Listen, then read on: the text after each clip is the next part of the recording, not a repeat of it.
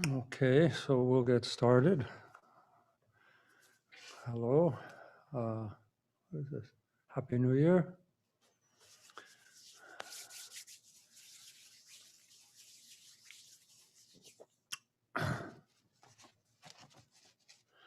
I pay homage with my body, speech, and mind, filled with devotion to all Buddhas without exception, those lion-like heroes of the past, present, and future who dwell in all worlds throughout the universe.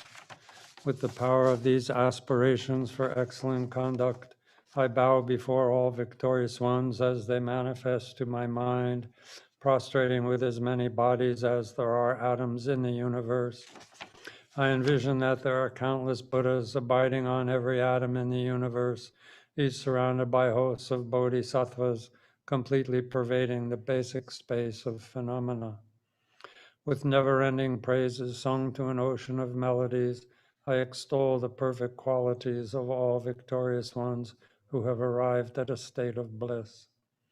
I offer to all these victorious ones sublime flowers, garlands, music, and balms, beautiful parasols, brilliant lamps, the purest incense, the finest clothes, and loveliest fragrances, vessels filled with sweet-scented powders piled as high as the king of mountains, the finest, most exalted array of all excellent things. I offer these as well to all the Buddhas. With the power of my faith in excellent conduct and my devotion to the Buddhas, I pay homage and present them with vast, unsurpassable offerings. I confess each and every negative action of my body, speech, and mind that I have committed under the influence of desire, anger, and ignorance. I rejoice in the meritorious deeds of Buddhas throughout all directions, as well as Bodhisattvas, Pratyeka Buddhas, Arhats beyond training, those still in training, and all beings.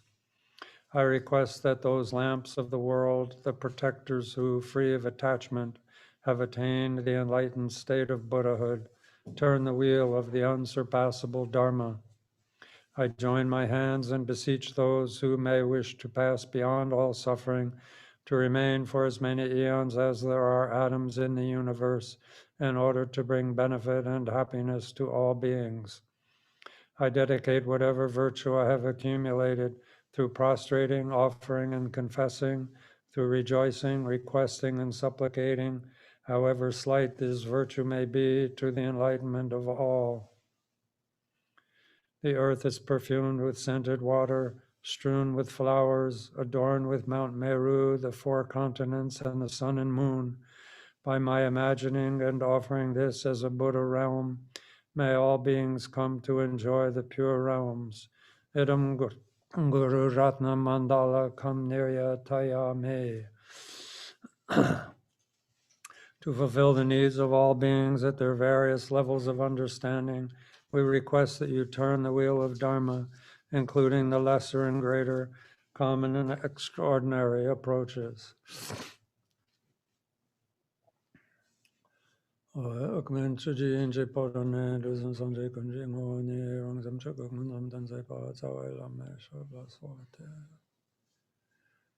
Jido Jawa Sebo Jiwala Nanda Drupe Ongchuk Shawari Sangwa Pakchok Dunga Rondro Jigme Chiji Ongbo Soate Balance Oil Omar and Bache Diet.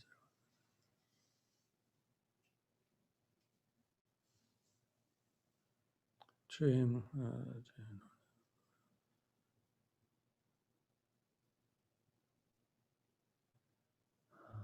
Okmen Chiji Inji Poran and Usan Sonja Kunjing Rong some Chubum and some Dance about Sawelame Shapla Soate.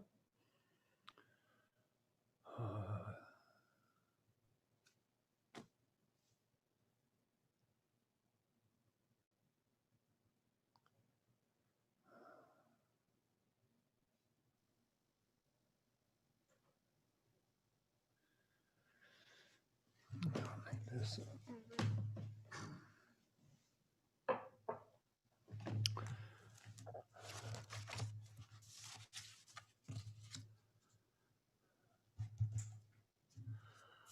Okay, so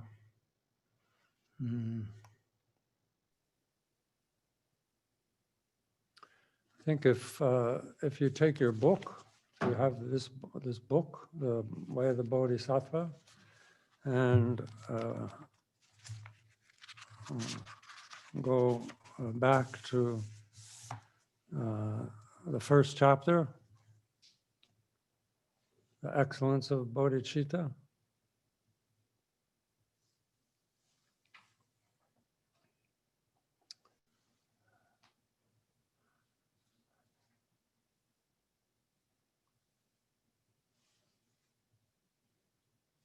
Okay, then we'll read this together. I think it might be a good idea.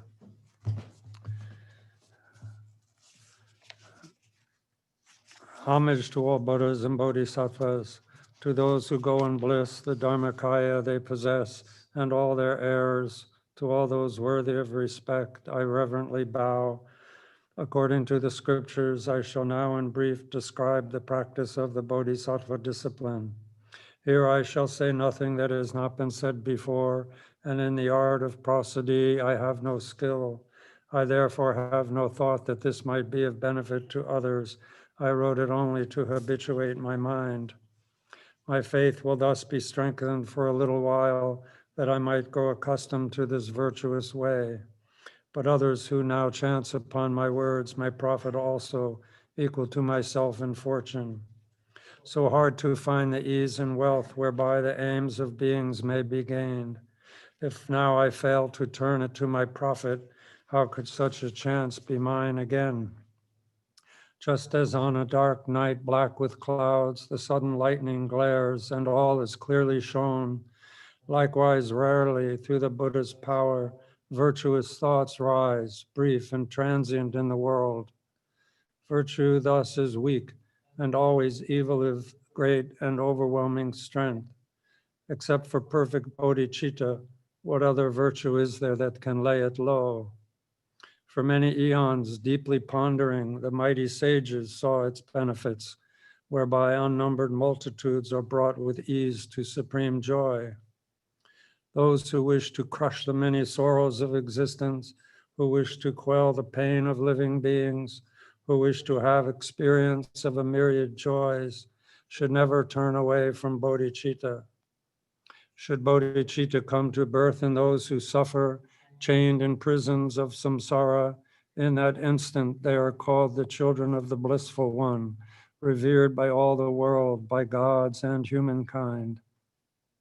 For like the supreme substance of the alchemists, it takes our impure flesh and makes of it the body of a Buddha, jewel beyond all price. Such is bodhicitta. Let us grasp it firmly. Since the boundless wisdom of the only guide of beings perfectly examined and perceived its priceless worth, those who wish to leave this state of wandering should hold well to this precious bodhicitta. All other virtues, like the plantain tree, produce their fruit, but then their force is spent. Alone, the marvelous tree of bodhicitta constantly bears fruit and grows unceasingly. As though they pass through perils guarded by a hero, even those weighed down with dreadful wickedness will instantly be freed through having bodhicitta. Why do those who fear their sins not have recourse to it? Just as by the fire that will destroy the world, great sins are surely and at once consumed by it. Its benefits are thus unbounded, as the wise and loving Lord explained to Sudana. Bodhicitta, the awakened mind, is known in brief to have two aspects. First, aspiring bodhicitta in intention, then active bodhicitta, practical engagement. As corresponding to the wish to go and then to setting out, the wise should understand respectively the difference that divides these two. From bodhicitta in intention, great results arise for those still turning in the wheel of life. Yet merit does not rise from it in ceaseless streams, as is the case with active bodhicitta. For when with irreversible intent, the mind embraces bodhicitta, willing to set free the endless multitudes of beings, in that instant, from that moment on, a great and unremitting stream, a strength of wholesome merit, even during sleep and inattention, rises equal to the vastness of the sky. This the Tathagata in the Sutra Sabahu requested, said with reasoned argument for those inclined to lesser paths. If with kindly generosity one merely has the wish to soothe the aching heads of other beings, such merit knows no bounds. No need to speak then of the wish to drive away the endless pain of each and every living being, bringing them unbounded excellence. Could our father or our mother ever have so generous a wish? Do the very gods, the rishis, even Brahma, harbor such benevolence as this? For in the past, they never, even in their dreams, wished something like this even for themselves. How could they do so for another's sake? This aim to bring about the benefit of beings, a benefit that others wish not even for themselves, this noble jewel-like state of mind arises truly wondrous, never seen before. This pain-dispelling draught, this cause of joy for those who wander through the world, this precious attitude, this jewel of mine, how shall we calculate its merit? If the simple thought to be of help to others exceeds in worth the worship of the Buddhas, what need is there to speak of actual deeds that bring about the weal and benefit of beings? For beings long to free themselves from misery, but misery itself they follow and pursue. They long for joy, but in their ignorance destroy it as they would their foe. But those who fill with bliss all beings destitute of joy, who cut all pain and sorrow, suffering away from those weighed down with misery, who drive away the darkness of their ignorance, what virtue could be matched with theirs? What friend could be compared to them? What merit is there similar to this? If someone who returns a favor is deserving of some praise, what need we speak of bodhisattvas, those who do good even unsolicited? People praise as virtuous donors those who with contempt support a few with plain and ordinary food, a moment's gift that feeds for only half a day. What need is there to speak of those who long bestow on countless multitudes the peerless joy of blissful Buddhahood, the ultimate fulfillment of their hopes? All those who harbor evil in their minds against such lords of generosity, the Buddha's heirs, will stay in hell, the mighty sage has said, for ages equal to the moment of their malice. But joyous and devoted thoughts will yield abundant fruits in greater strength. Even in great trouble, bodhisattvas never bring forth wrong. Their virtues naturally increase. To them in whom this precious jewel of mind is born, to them I bow. I go for refuge to those springs of happiness who bring their very enemies to perfect bliss.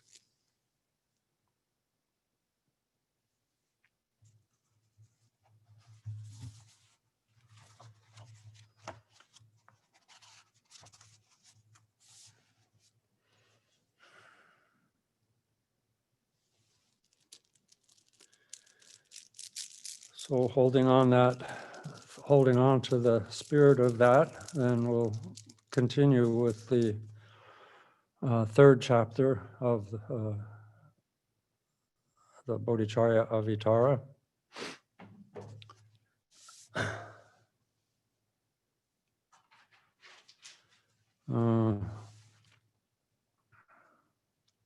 This chapter continues presenting practices that create merit, that will form conditions for bodhicitta to arise and to remain. He already presented the practices of offerings and praises and confession. Also, here he included the taking of refuge. So also, so here the practices number 8, it seems like 8. There's 8 branches of practice, if you include refuge, and if you include the practice of taking the vow of the Bodhisattva, of Bodhicitta, then it comes to 10. So you have 7, sometimes there's 7 practices, like what we just read in the, prior to the request for the teachings, we read 7 branches. So now in the 3rd chapter are the practices of rejoicing, requesting, beseeching or supplicating, and dedication. And it starts out with the practice of rejoicing. And what we're talking about is a continuation of what's called the 2 accumulations. And these 2 accumulations of what's called 2 accumulations of merit, or we taught that the 2 accumulations means conceptual merit and non-conceptual wisdom. And through these 2 accumulations, through these 8 practices, or 7 practices, or 9 practices, our negative patterns are transformed. We change our negative patterns, and we become more familiar with virtuous patterns, virtuous habits. And through these practices, offerings and so forth, then our negativity kind of loosens up, and our fixations, our negative fixations begin to dissolve, erode. And that erosion of our negative habits, sort of all our sort of negative trains of thought that provoke and stir up our kleshas, those allow wisdom to dawn.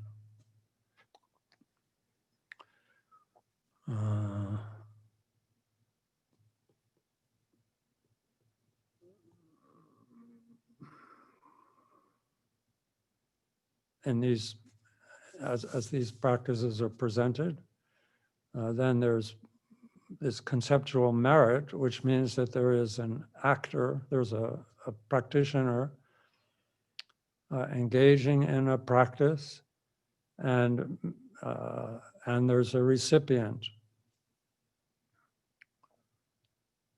of the practice, whether it's offerings or confession or rejoicing and so forth. And through this practice, then this conceptual merit is established, or conceptual merit is what's called accumulated, sort of in your mind stream, becomes embedded in your mind stream.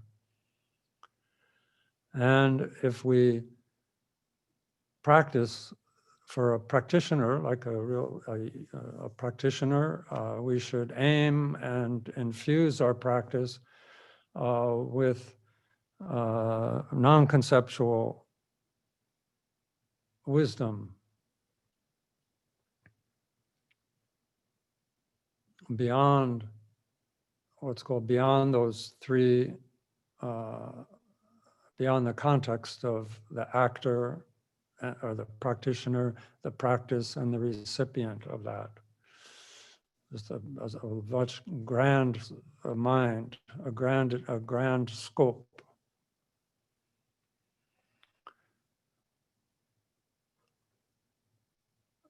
As well as the 2 accumulations, we need to, as we went into the previous chapter, we need to purify obscurations of the mind, principally two obscurations of the mind, the emotional, or not emotional, the mental afflictions, the kleshas,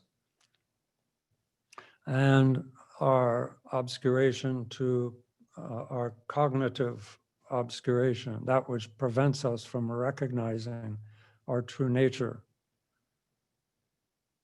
These are two very substratum, subconscious obscurations that have prevented us up to now in recognizing our true nature.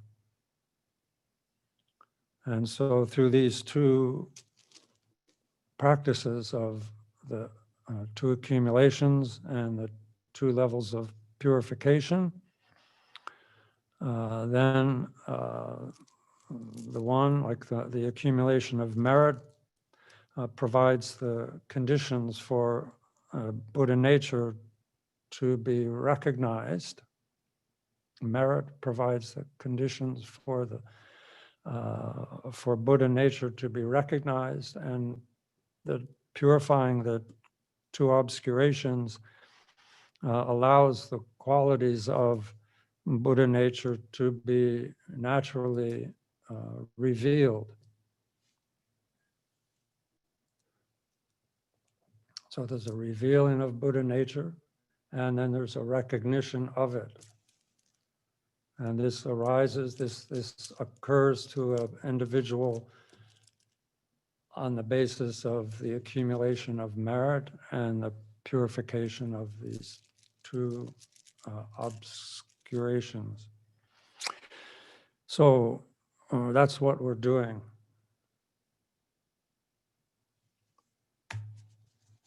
And that's what Shantideva is doing and has done.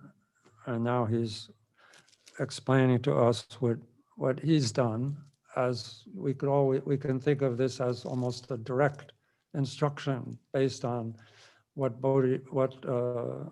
Shantideva, who was a great bodhisattva, what he did, or what he did then. So the next practice is the practice of rejoicing. And rejoicing means being happy about something.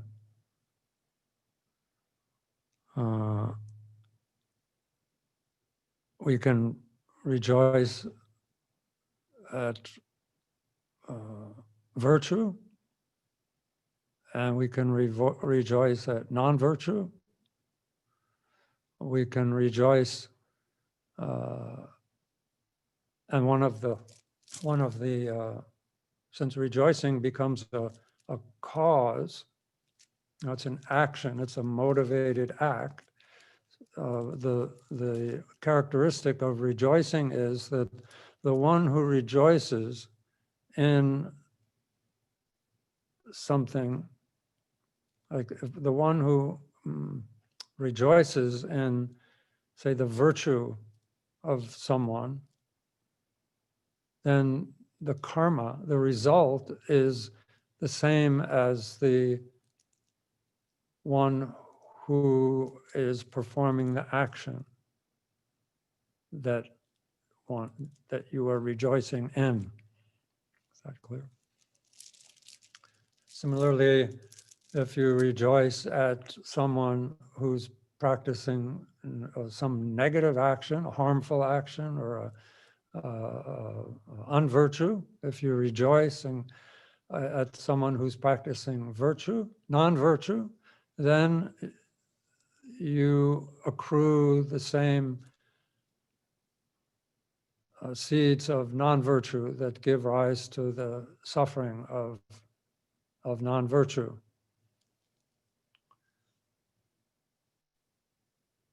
If you rejoice at someone else's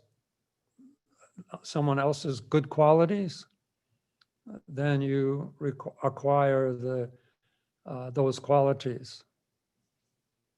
Someone else is being generous, and you rejoice in that generosity with no envy or jealousy. Then the virtue that's acquired by the other one is your virtue.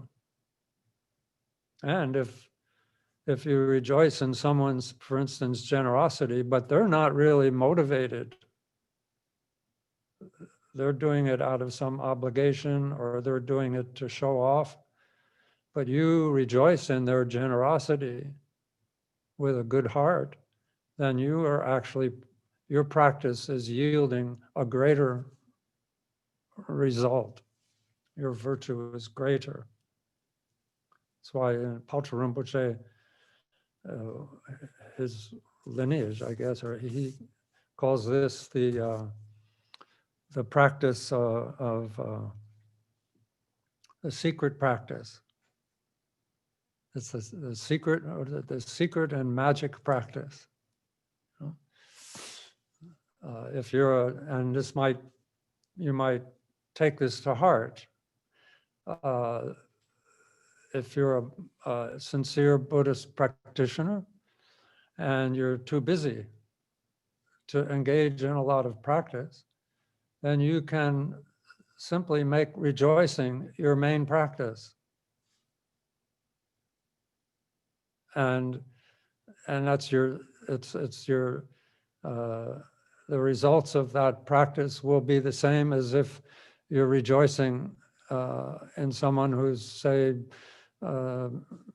building stupas all over the world, or is engaged in a long, deep, very wonderful retreat, and so forth. Or if you rejoice at people who are able to, say, attend a Drupchen, then you can have the same benefit, the same results, the same merit, since we're talking about the accumulation of merit here. So that's why Paltra Rinpoche, when he taught the Bodhicharyāvatāra, called this the secret and magic practice. If you rejoice in your own good things, like we talk about rejoicing in others, but if you rejoice in your own good qualities, it can become an antidote to low self-esteem, by the way.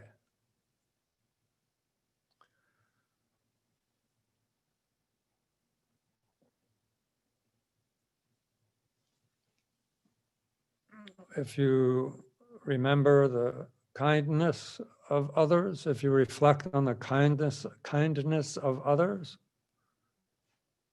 that's a form of rejoicing.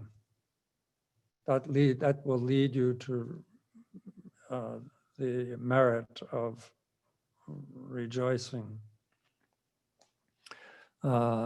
Ideally, or let's say as a practice, we should strive to carry out the rejoicing with either devotion or with respect, with loving kindness, with a pure view, without jealousy or without envy.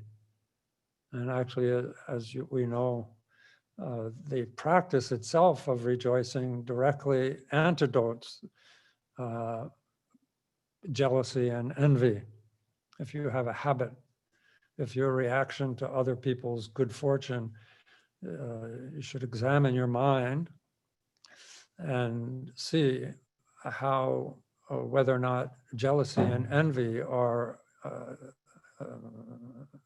if you can identify in your mental, in your mind, if you can identify jealousy and envy, then you'll know how to sort of navigate rejoicing.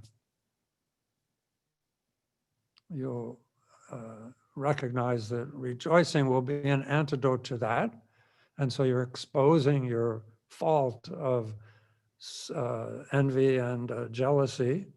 And instead you turn your mind and rejoice. Then you've sort of brought out the target, and the target of your practice to antidote.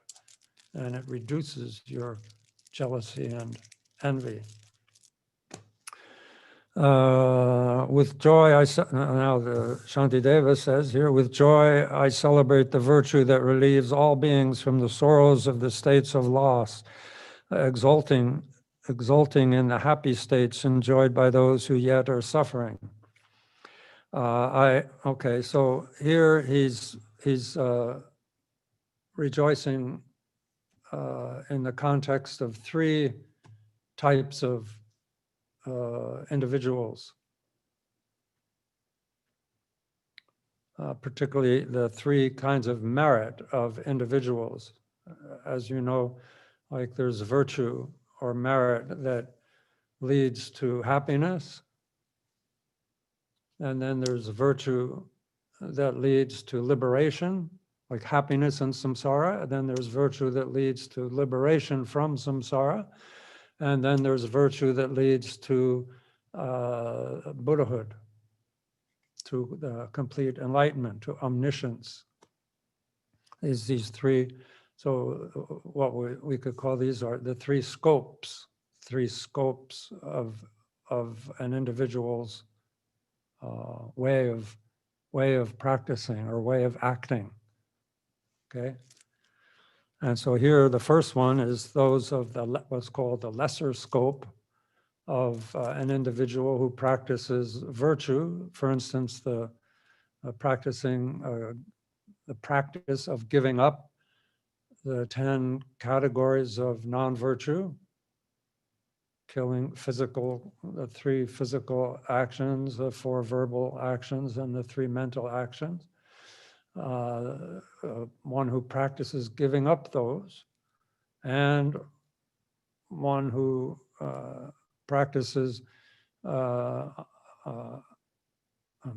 10 virtuous actions, the actions, the physical conduct actions of preserving life and so forth, and the verbal actions of truthfulness and so forth, and then the mental actions of patience and loving kindness and wisdom and so forth. So all these categories are engaged in by we ordinary beings, but there's no, what he's talking about here, virtue that relieves beings from the sorrows of the states of law. So he's rejoicing in virtue on the level of cause, the 10 virtues and the 10 renouncing or avoiding, renouncing the 10 non-virtues and practicing the 10 virtuous actions and so forth are the cause for happiness, and we rejoice in that. Not to disparage or diminish when you hear or see or think about all the qualities, the wholesome qualities that people are behaving, conducting themselves in body, speech, and mind, and you rejoice in that. Exulting in the happy states enjoyed by those who yet are suffering. They're still in samsara, and they're still subject to the suffering of change, the suffering of one form of suffering on top of another, the suffering of pain, and then the all-pervasive suffering of potential suffering. So they're still subject to that as a result, but the result are the 3 higher states, human and heavenly states. And so you rejoice both from the cause point of view, that is to say, in the good, wholesome, virtuous actions that individuals are performing, and in those who are experiencing the results of virtue, wealth, comfort, ease, contentment, and so forth, shelter, food, all the things that are the result of virtue. So you're rejoicing in cause and results. Then, but here they're just done. Sometimes people are taught good conduct, respect that promotes respect and those kinds of qualities, but they're not done. This ordinary called samsaric virtue is not done with renunciation for samsara as a motivation or as an attitude, and it's not done with the idea of belief or the belief in a non-self. Virtue doesn't have to be selfless, done without selflessness. And also there's no bodhicitta as an attitude, but it's that virtue that promotes happiness. Bodhisattvas and the Buddhas are, their whole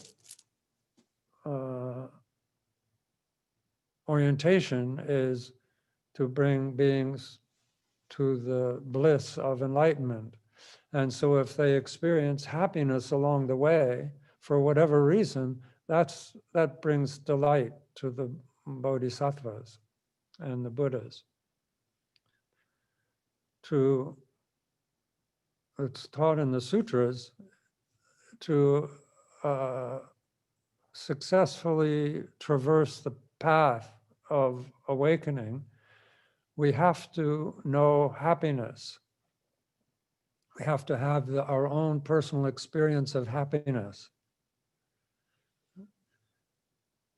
If we don't have happiness, then enlightenment, like it says in the sutras, for someone who's unhappy, or for someone who knows no happiness, enlightenment is very far away.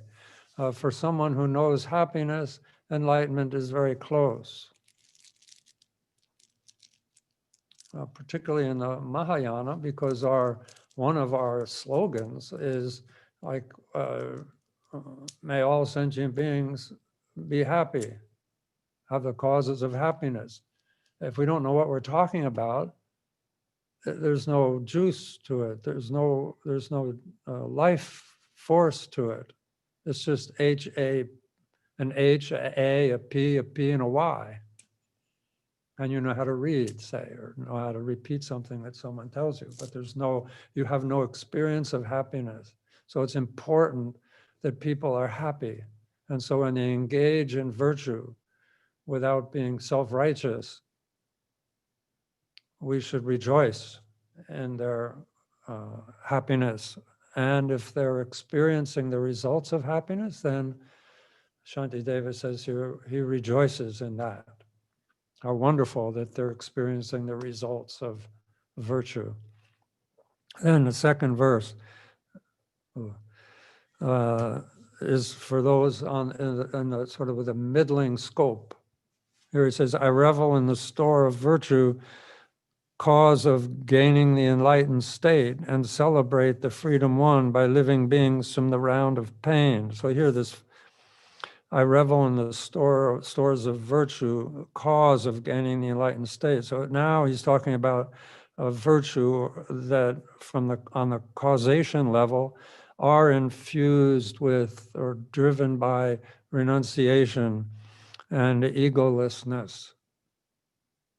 Those are the cause. Those are the kinds of virtue that result in gaining the enlightened state. And here the effect, the result level is celebrate the freedom won, meaning the results of that kind of virtue by living beings from the round of pain, freedom from samsara. This is the liberation of the arhat, or the shravaka, in the Shravakayana teachings, Hinayana. and the Pratyeka Buddhas, so the private Buddhas. What I think Herbert Gunther called the lone wolf Buddhas. So this is to do with those who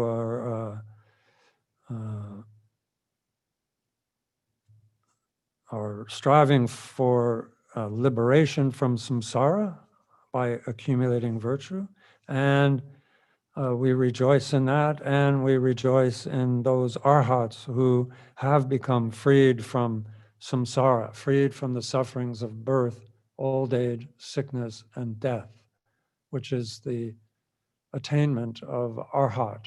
Arhats, their kleshas have completely dried up, have completely been incinerated. They have no causation process that drives them to take rebirth in samsara again. They've attained the non-returner and so forth, the different paths. And also, so we rejoice in them for both the causes that they're enacting and the results that they've attained. When those who have and those who have, those who are engaging in those practices and those who have received the results of them. Also, it's the arhats that have preserved both the words of the Buddha regarding the Vinaya, the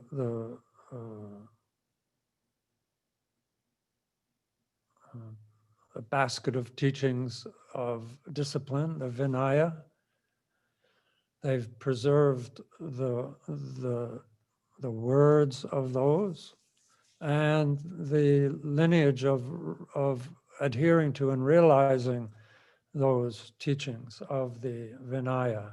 And so rejoice in that. Without the Vinaya, the basis for practicing the Dharma is not there. And when Buddhism spread from India to other places, the first teaching and the first practice that was presented was Vinaya. Like in Tibet, if Buddhism was going to take root there, then the king sent 7 candidates, 7 men to India to take ordination and come back. And if they could maintain the integrity of that ordination, then he said, then that would mean that that the teachings of the Dharma, the Buddha's teachings, would thrive in Tibet. The same thing happened in China and in Japan. That the first thing was ordination, Vinaya, and if that held, then the other elements of the Tripitaka were assured of having a sound foundation. And so we should rejoice, contemplating that, rejoice in the arhats for having maintained that.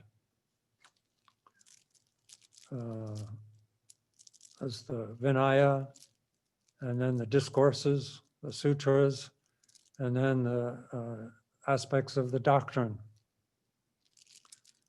But it's the sutras and the Abhidharma, the discourses and the Abhidharma, and the discourses and the doctrine that are considered the Dharma, just the Dharma.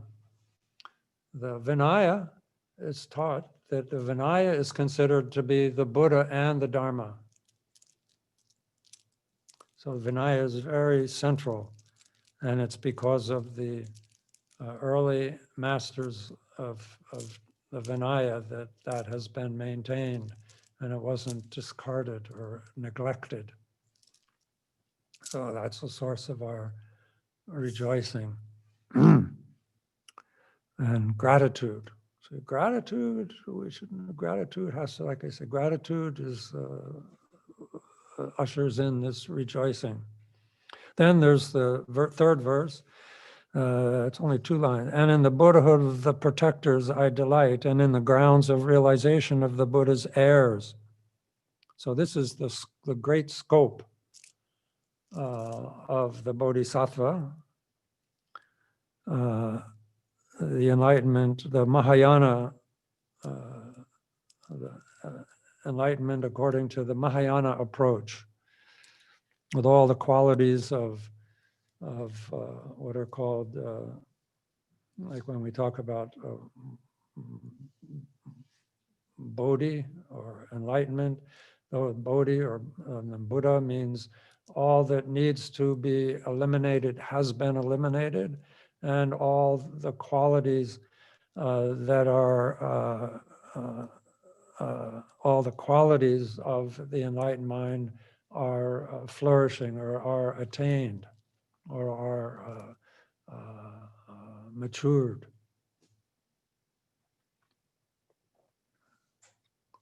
How do we say, like all the qualities are fully evident. So this is the Mahayana, and this is both, has to do with Buddha, rejoicing in the Buddhahood, and in the grounds of realization, meaning the Bodhisattva, the Buddha's heirs means the Bodhisattvas on the different paths and levels, the 5 paths of Bodhisattva practice, and the 10 levels of Bodhisattva practice. So just two schemes of relating to the whole entire path of the Bodhisattva, from taking the vow of Bodhisattva up to just before the level of Buddhahood. And so we rejoice in the Buddhas and the Bodhisattvas, and they're both there from the causative, on the causative level and on the resultant level. Well, here the resultant is presented here, and the Buddhahood of the protectors I delight. So that's the result. Then the next verse has to do with rejoicing in the cause of their enlightenment, is their enlightened attitude, an ocean of great good that seeks to place all beings in the state of bliss, and every action for the benefit of beings, such is my delight and joy. So here, this enlightened attitude, which is, if you want to rejoice in that enlightened attitude, then read the first chapter again. I think that first chapter takes you maybe 5 to 7 minutes. And if you could read that and use that as a creator for your own orientation, your own motivation, and a source of rejoicing, then what could go wrong? So that seeks to place all beings in the state of bliss, meaning Buddhahood, and every action for the benefit of beings, meaning the 6, particularly, we're talking about the 6 perfections, the 6 paramitas. Actions for the benefit of beings on the Bodhisattva path has to do with generosity and discipline, patience, diligence, and meditation, and prajna, wisdom. So all that we rejoice in.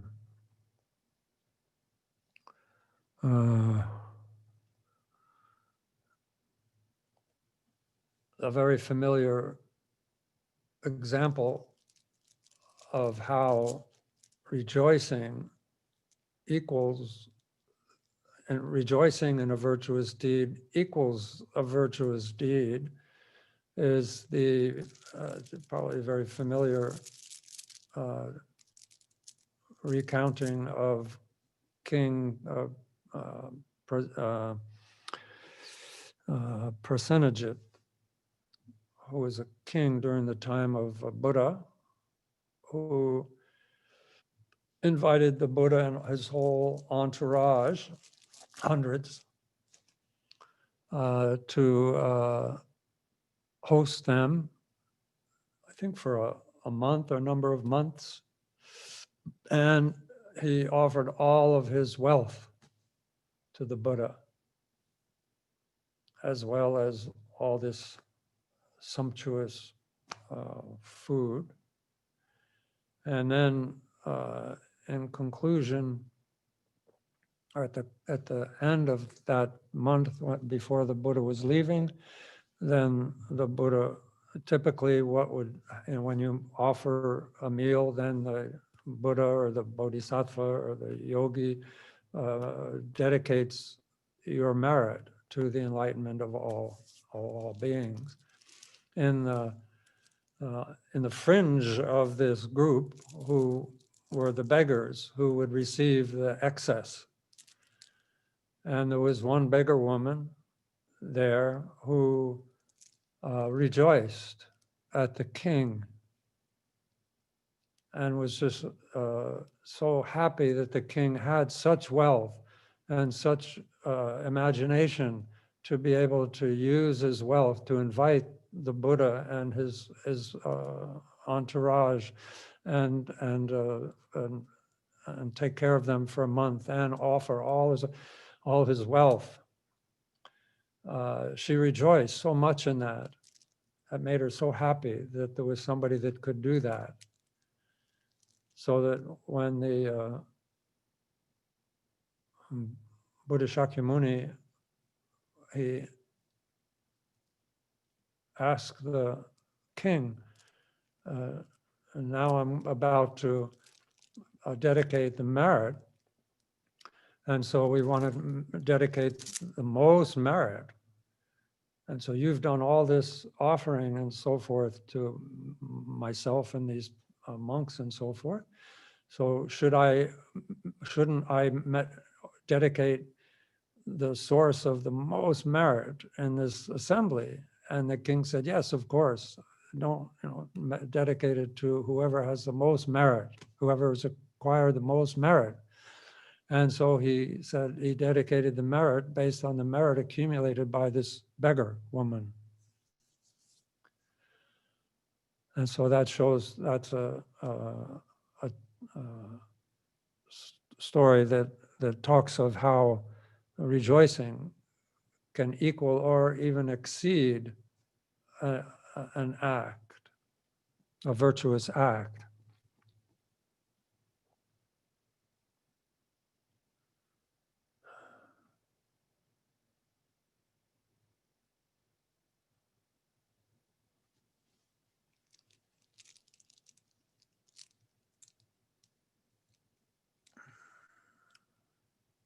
Then the highest form of rejoicing, just to shift levels here, the highest form of rejoicing is at the point of recognizing one's own Buddha nature.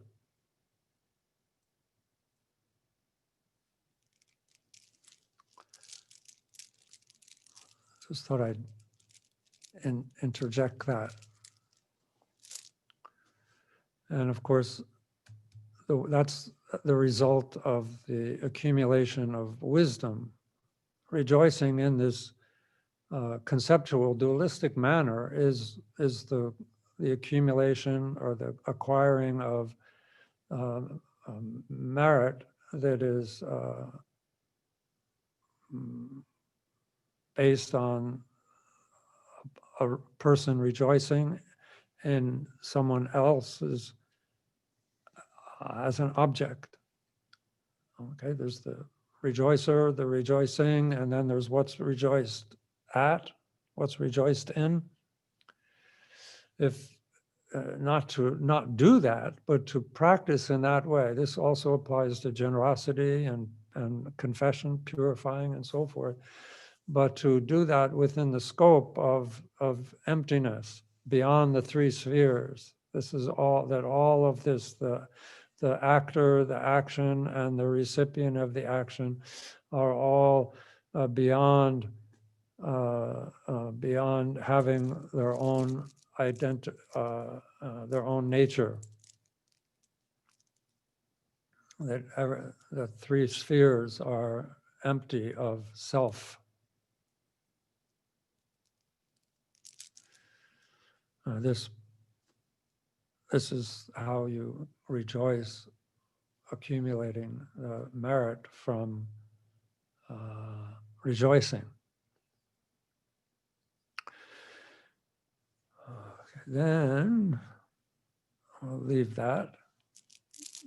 And the next verse is the fifth verse is supplicating, having to supplication, requesting. And he says, so I join my hands and pray the Buddhas who reside in every quarter, kindle now the Dharma's light for those who grope, bewildered in the dark of pain. So this single verse is the practice of supplicating the wheel of Dharma to be turned.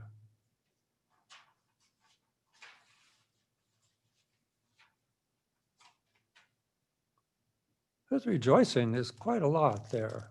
Almost, it's early, but that's quite a bit. It's a very important practice, is rejoicing. Supplicating the wheel of Dharma to be turned.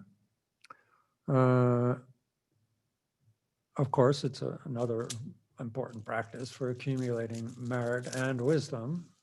Particularly, it's an antidote to ignorance.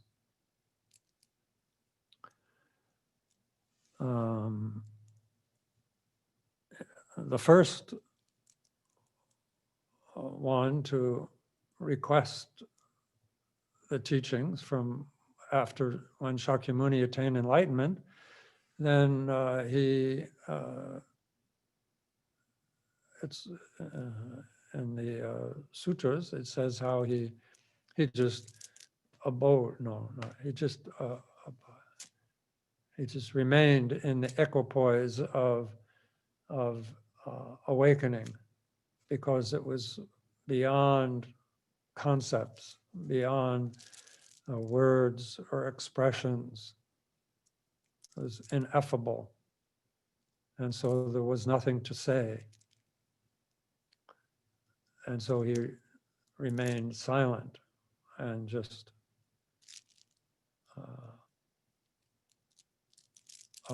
abided in that state. Then, of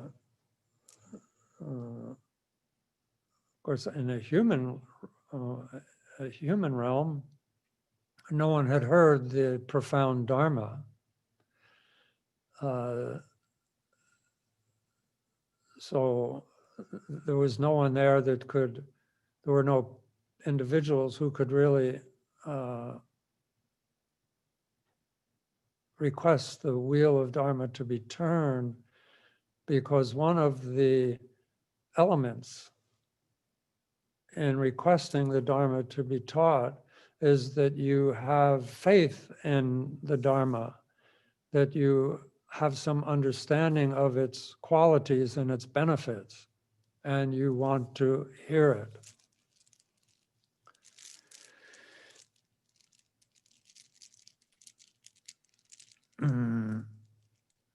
Or that you understand that the Dharma has some value.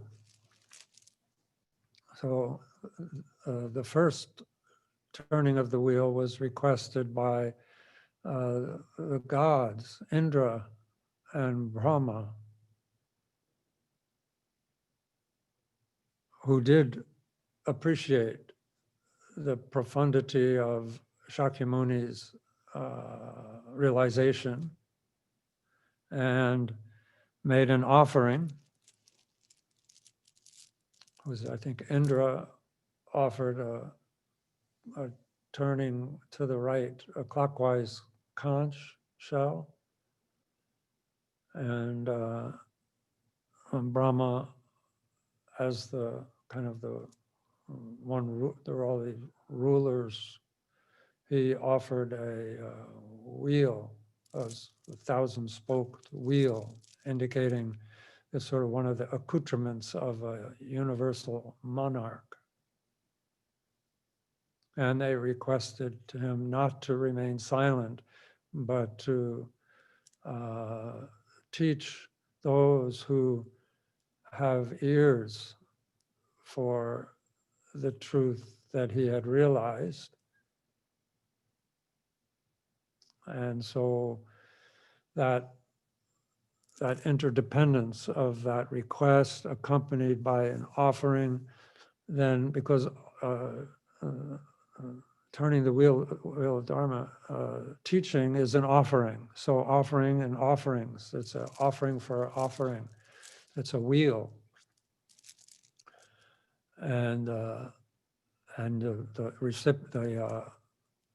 one who requests it values the Dharma, and the one who, the Buddhas or the Bodhisattvas or masters who teach, they value it.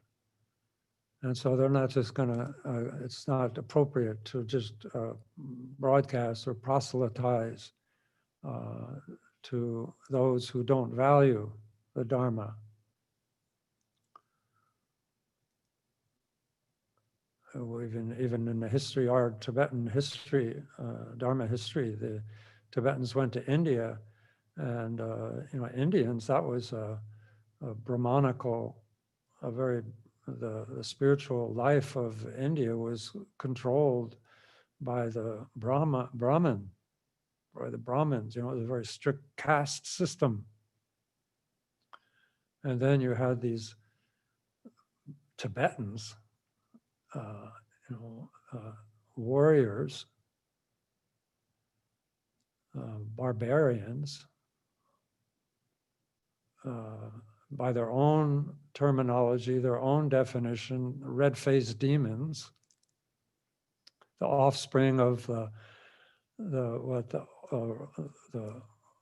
ogress, an ogress, and a demon. So that's their story, their myth story of their origination, and then they come tramping down into India, and the Indians were very reluctant to teach them, particularly the Vajrayana, which happens to have been flourishing during that particular time in India. But it was not, if you read the stories of those who went down to India, they had a heck of a time, and very often they were killed on their way back. Some Brahmin or some Buddhist master might have trusted a Tibetan and gave him some teachings on the sly, and word got out, and then they would send people and they would kill him before he got back to Tibet. They were very protective of the Dharma. So for the Dharma to have gone to Tibet, it was a huge risk and a huge undertaking.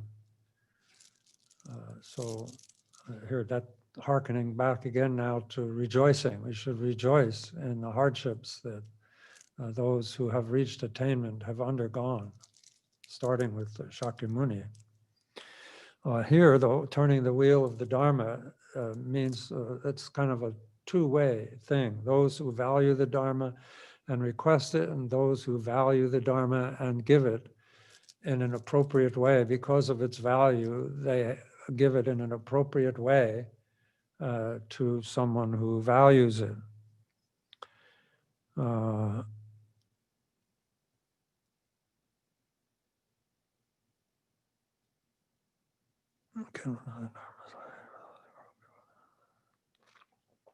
Of course, the Dharma that they're teaching is the wisdom that understands or realizes the inseparability of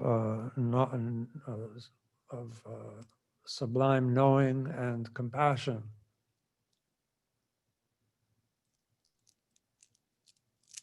When we are practicing this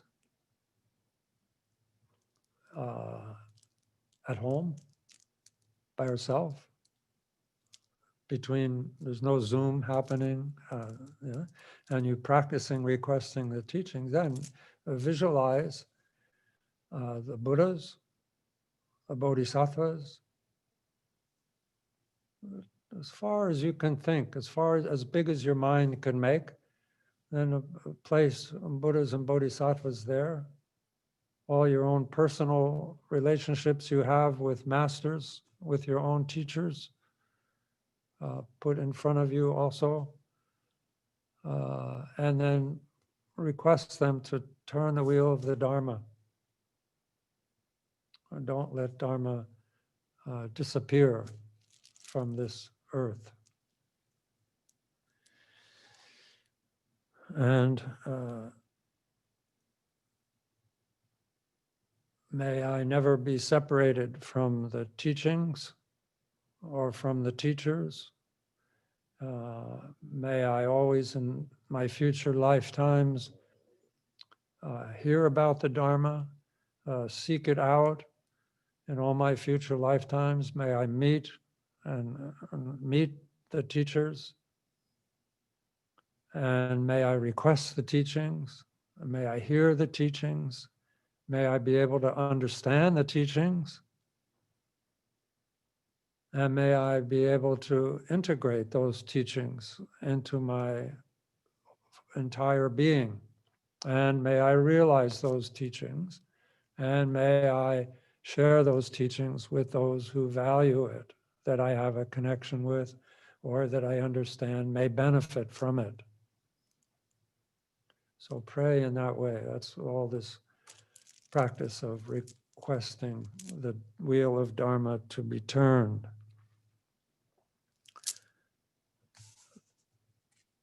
So practice that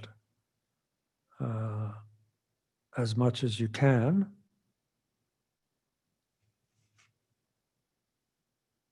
When you request the Dharma to be taught, there or here or anywhere, you should value or you should understand that the Dharma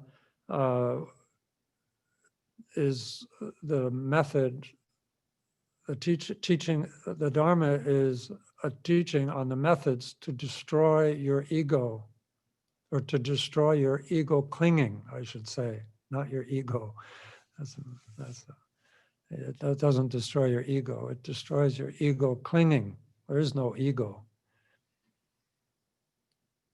And that's what you're requesting to have happen. Please destroy the clinging to my belief, my addiction, my habit of believing in a self when there is none. Expose that and incinerate that habit, cut that habit of ego clinging. The teachings of the Dharma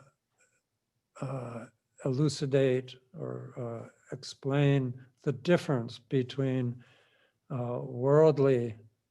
worldliness and what leads to ego, what leads to egolessness, which leads which leads to awakening, and that which leads to samsara.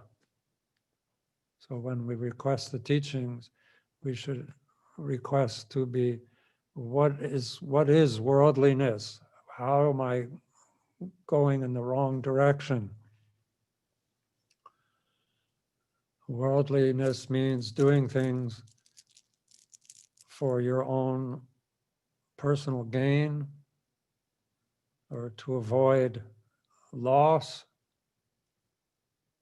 doing things to be noticed and praised, doing things so that you won't be ignored, fear of being ignored, or blamed, that's worldly action.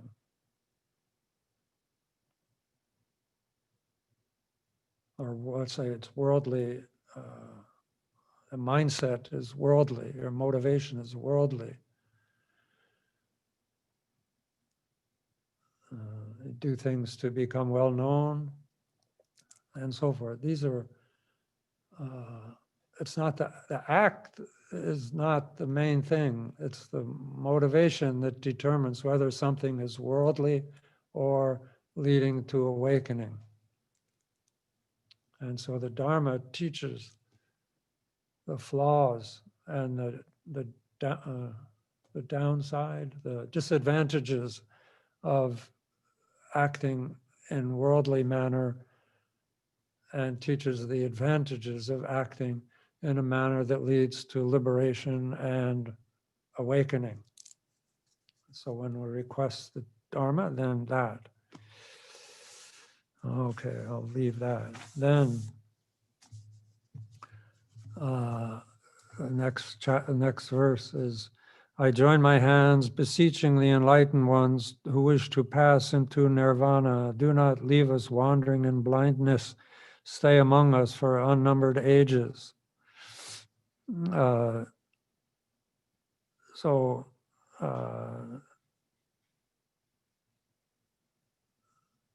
was one, what's his name? Chanda, who requested the Buddha not to pass into nirvana. As the Buddha at one time, towards the end of his life, he was entreated by one of his disciples. I think his name was Chanda, something like that. I'm sorry. And through that request and probably other interdependent conditions, then the Buddha did extend his life for some months, 3 months, I believe.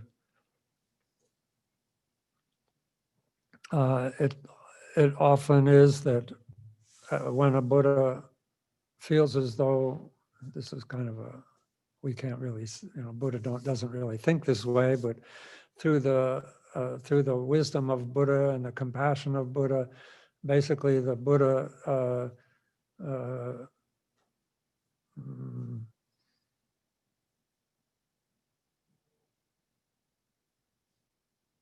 when there's no longer the interdependence to have conditions where a Buddha would teach, then the Buddha would pass into nirvana. Or in the case of our Nirmanakaya Buddha Shakyamuni, then the Buddha Shakyamuni was born, and so the end of all birth is death.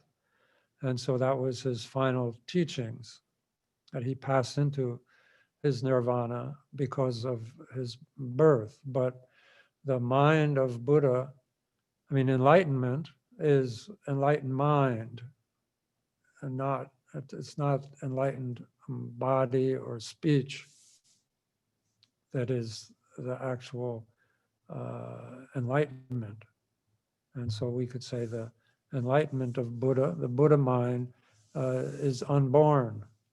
And being unborn, then it's undying. But as a conveyance, then there is a vehicle for that through the Sambhogakaya or Nirmanakaya display.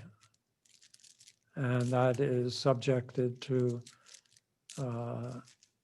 impermanence.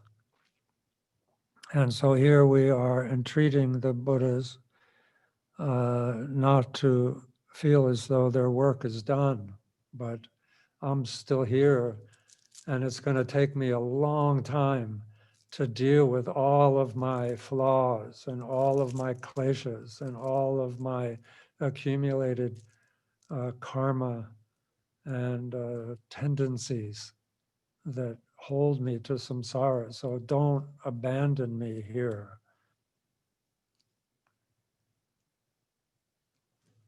So that's the idea here. Do not leave us wandering in blindness. We need to know what to do. We need to know what to avoid and what to take up, what to accomplish. And we need to be reminded of it again and again and again. And again and again and again, we need to be reminded of it. The swirling kaleidoscopic aspects of our kleshas and our karma and our habits and so forth, it always seems as though we have some new issue to deal with.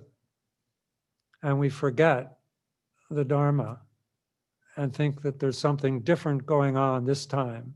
And so we need again and again to hear the teachings of the Buddha. And there's one thing that all of Chakta Rinpoche's, all my friends that studied under Rinpoche or listened to his teachings were always struck by how Rinpoche was so patient and just again and again repeating. Like when Chensi Rinpoche taught, he taught just in one day this whole text. He started out by saying, like this bodhicitta teaching like this, we need to hear this again and again and again, he said. We need to be reminded again and again and again. So it's going to take us a while. So don't pass into nirvana, where we request that in the same way. And when we request, like in the Dharma wheel, to be turned, and here when we request the Buddhas not to pass into nirvana as a practice, when we're doing this practice at home or when we're driving or whatever we're doing, we should, get used to these 7 practices and pull them out now and really get used to them. So when we do the entreating, supplicating the Buddhas to teach, we should hear the teachings. We should feel that the teachers, the Buddha as a teacher, accepts your request and gives you teachings. So remind yourself of some teachings and feel as though it's coming from the Buddha. And here, consider that the Buddhas stay. When you request them to stay, think of the Buddhas as staying. This is outside the scope here, but as and I'm just repeating the commentary here, but it occurred to me, and this is a complete footnote kind of, but I kind of feel that when we are Vajrayana practitioners, even though this is Mahayana, when we are at the conclusion of our practice, we request that those deities that we have invoked, the mandalas that we have invoked, we request them to stay. And we point out to them a place for them to stay, like in the statues, or in the stupa, or even in my book, or even in my crystal. And we invoke them to stay. And it seems to me that it sort of carries the same practice, the same kind of practice as requesting the Buddhas not to pass away, not to disappear, not to pass away into nirvana. Anyway, that's completely, ad hoc or whatever, something outside. There's no transmission for that, no lineage for that I know of. But anyway, you think about it anyway. Okay, now then we come to dedication, the 7th. Through these actions now perform, and all the virtues I have gained, may all the pain of every living being be wholly scattered and destroyed. So usually, when we dedicate the merit, as the Khenpo Kunpao mentions here, usually when we dedicate merit, all this merit, may this become the cause for the enlightenment of all sentient beings everywhere. But here, because the whole theme of Shantideva's discourse here is to inspire bodhicitta, especially compassion. Then he's dedicating it here now, in a compassion, to the compassion, out of compassion, he's dedicating it to, may all the pain of every living being be wholly scattered and destroyed. That is to say, those particularly in the lower realms, if you know the lower realms in the doctrine of the Dharma, the way that sentient beings experience their karmic projections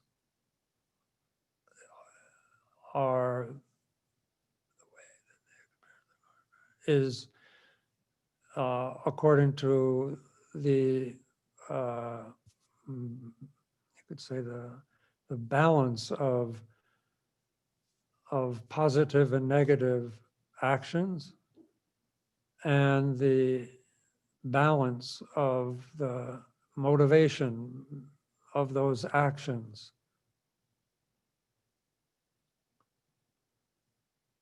And then how that chemistry of that, or what does it be, like the physics of that, of the poisons of the mind, the three poisons of the mind, sort of squirting into the kleshas, squirting into the karma, then it squirts out as our projection of all of that in what can be clumped up into what are called the six realms, or the six possibilities of a sentient being.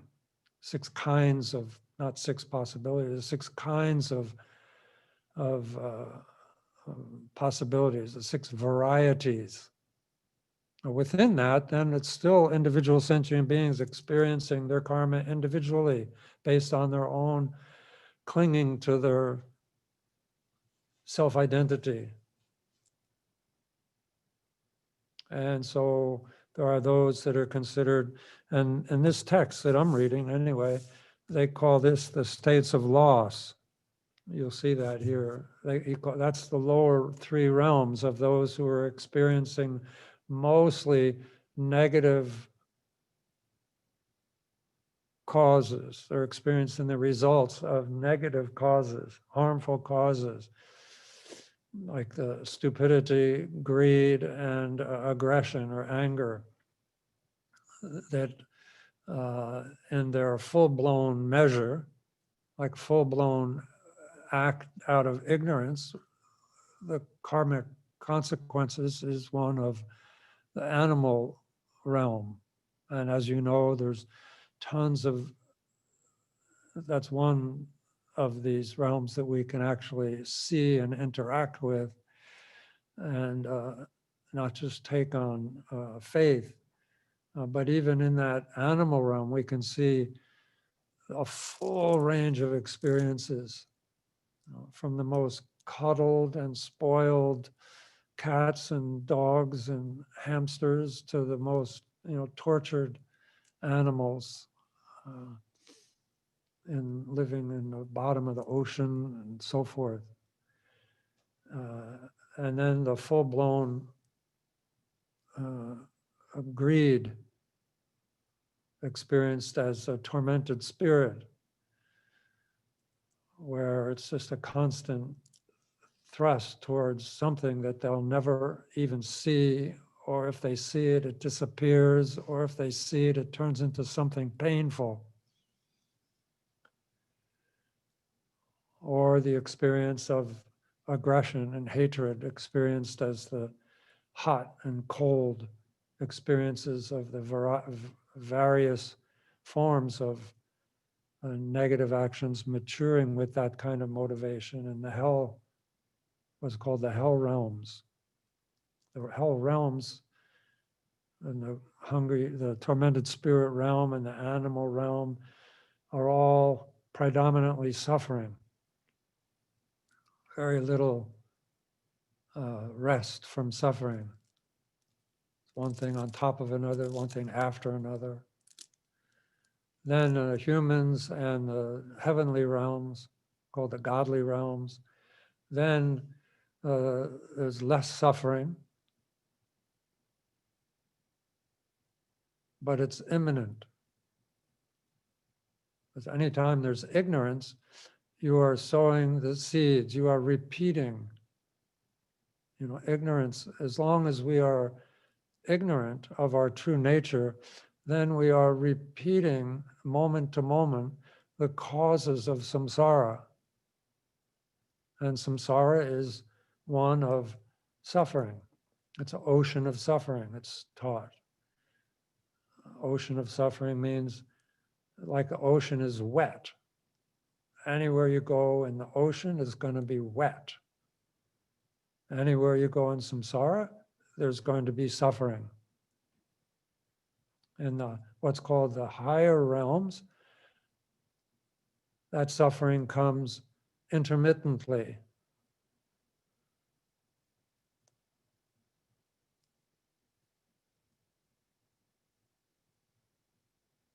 But we should contemplate that as long as samsara, our samsara, is produced by ignorance, which gives rise to the three poisons, and which gives rise to the afflictive emotions, which gives rise to karma, which gives rise to our experience. As long as we're in that system that at its root is a lack of recognition of our true nature, ignorance. As long as we're in that system, then the suffering is imminent.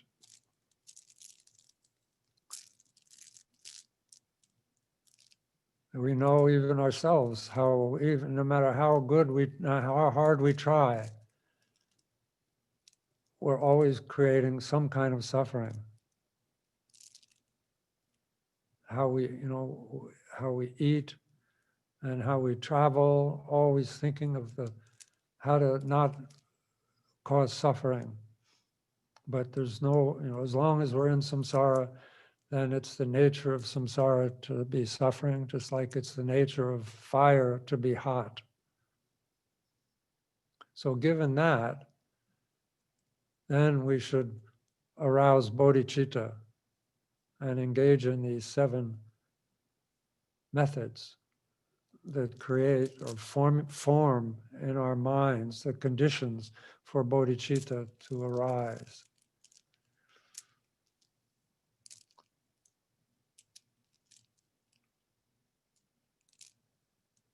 So here he's, first of all, directing his dedication of the virtue, or all these actions, all the virtues I have gained by these, basically by everything that he's, by the first 2 chapters and up to here.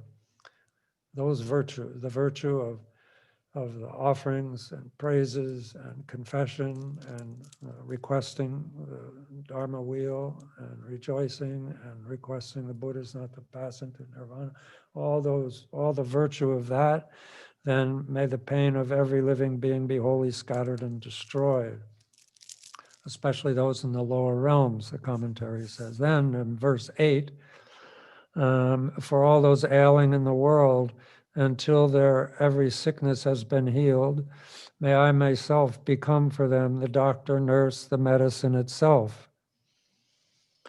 And so this is emulating, this is dedicating our merit to that, just as the Buddha, for many lifetimes, the Bodhisattva, the Buddha as a Bodhisattva, tended to the ill, attended to those who were weak and sick.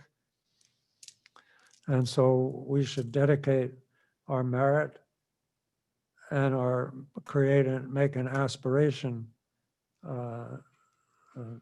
to serve those, like I think we would say, or we should be their slave. You know, that word slave was used. A slave means that you do something with no wish to be thanked or paid or anything, just serving. And serving the sick is the way to really do that. And we should look after those who are weak and ill and unable to care for themselves. And then in verse 9 here it says, raining down a flood of food and drink, may I dispel the ills of thirst and famine. And in the eons marked by scarcity and want, may I myself appear as drink and sustenance. And so this refers to sometime in the future, or at least according to the cosmology of the doctrine, our doctrine here, where there'll be a time where there is no food available because of the global warming, I guess you call it, you know, that things will begin to feel as though there are 2 suns and 3 suns in the sky. There's a time of that. And so during that time, then, may I again dispel the ills of thirst and famine. And in the eons marked by scarcity and want, what did he say, 49?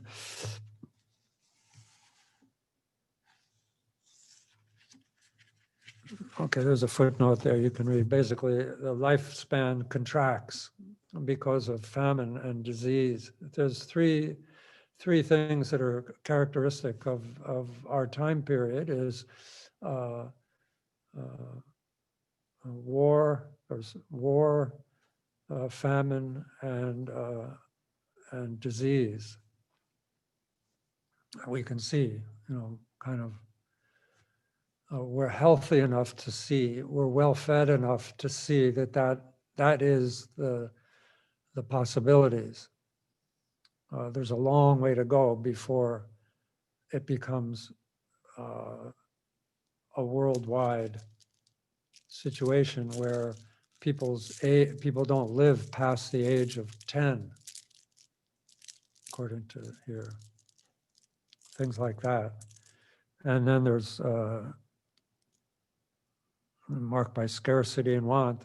You can read, there's a period of time that's called the time of the secret eaters, where people just have a little bit, or beings, or maybe they're not even people, but they're a little bit, and they have to eat secretly. And of course, in some parts of the world, this is happening. But this is like the end of time, period. And then there's what's called the spoon eaters, where you just are given, or you can get 1 spoon of food. And then there's a period of time following all that when all that you can find are the bones of those who have died, dried bones. And you bang them on rocks and eat the dried bone. This is called famine.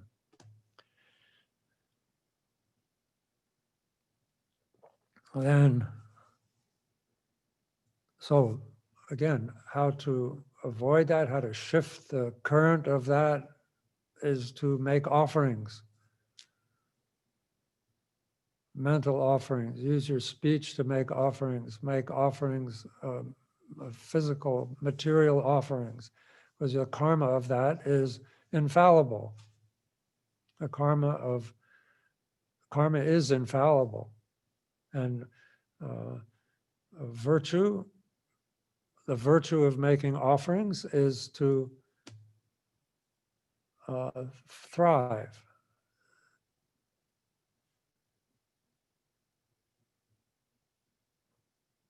Karma, oh, it's time anyway. Okay. So make offerings and offer medicine and offer like serving people, serving like massage and things like that. If you do that with no self-interest, just to relieve others' suffering, then that karma is infallible. When Buddha taught karma, virtue and non-virtue, he wasn't teaching, oh, this act is virtuous and this act is non-virtuous. That wasn't how it, that's not the perspective. What determined what virtue and non-virtue is or became as a teaching is the effect, happiness and suffering. If you look at the effect of an action, and Buddha could look at the effect of an action, bodhisattvas can look at the effect of an action and see the causes. So based on the results of an action, we can say what caused, what's virtuous and what's non-virtuous based on the results. Suffering means non-virtue. It's got nothing to do with, say, we can use the word sin, but we have to qualify that. It has to do with suffering. How much suffering an act produces is its measure of what's called non-virtue. And what happiness an action produces is the measure of its being virtuous. So we should think that way.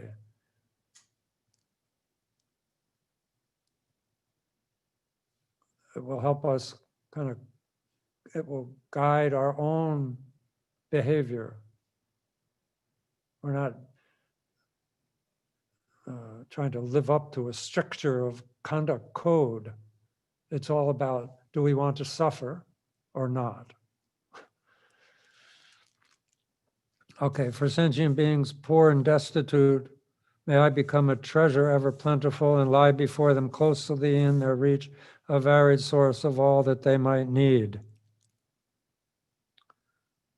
Okay, so this is all through the power of the virtue. May this all come about. May I be this kind. And so we'll leave it at that for tonight on verse 10. Better write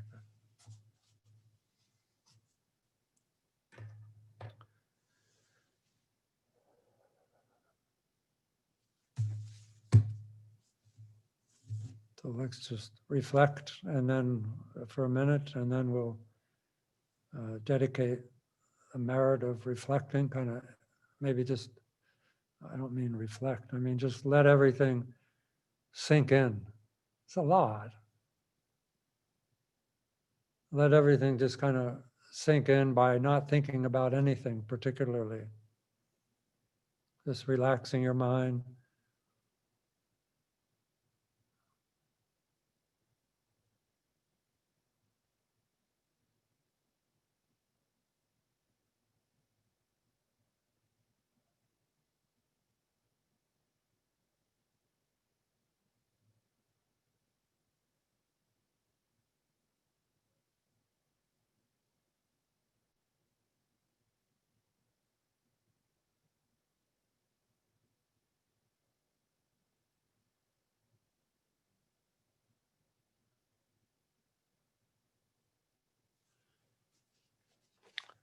Okay, then let's do the closing prayers.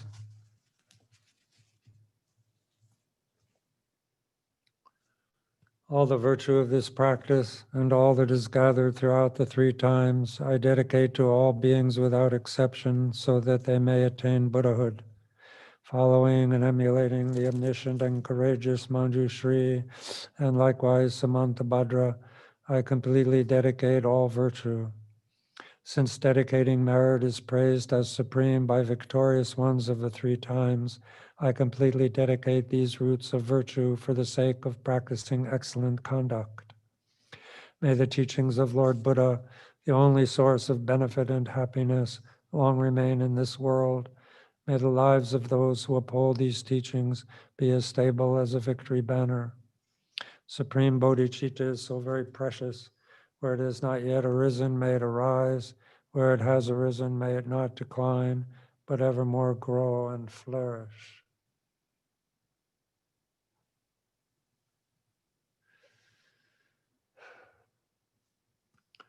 Okay, thank you. And see you. Hopefully, we'll be able to see you again here on this teachings in 2 weeks. Or sooner, will be tomorrow night.